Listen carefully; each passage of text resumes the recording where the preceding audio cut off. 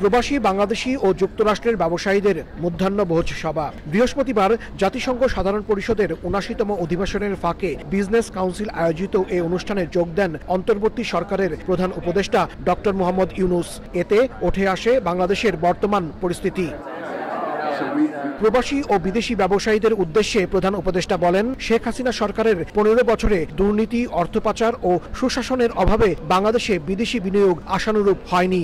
July August বিপ্লবের পর ২ মাসেরও কম সময়ে বাংলাদেশ সুশাসনে ফিরে এসেছে, ঘুরে দাঁড়িয়েছে। তাই এখনই বিনিয়োগের উপযুক্ত সময়। তিনি ব্যবসায়ীদের বাংলাদেশে বিনিয়োগের আহ্বান জানান। অনুষ্ঠান শেষে তার বক্তব্যের বিস্তারিত তুলে ধরেন প্রধান উপদেষ্টার প্রেস সচিব। গত সরকারের সময় অনেকে প্রফিট রিপ্যাট্রিয়েট করতে পারতো না, ইকোনমির অবস্থা এত খারাপ হয়ে গেছিল।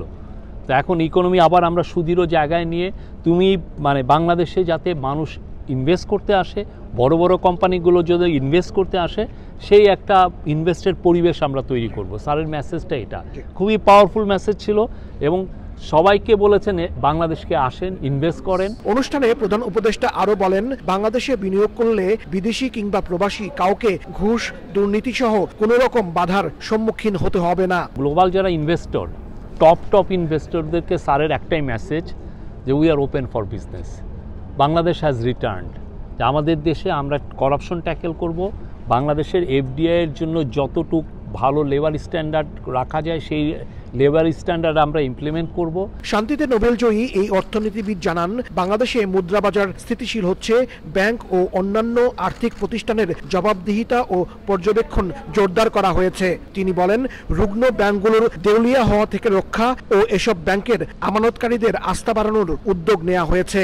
এ সময় ব্যবসায়ীরা অন্তর্বর্তী সরকারের প্রধান ডক্টর ইউনূসকে অভিনন্দন জানান এবং বাংলাদেশে বিনিয়োগের আগ্রহ প্রকাশ করেন।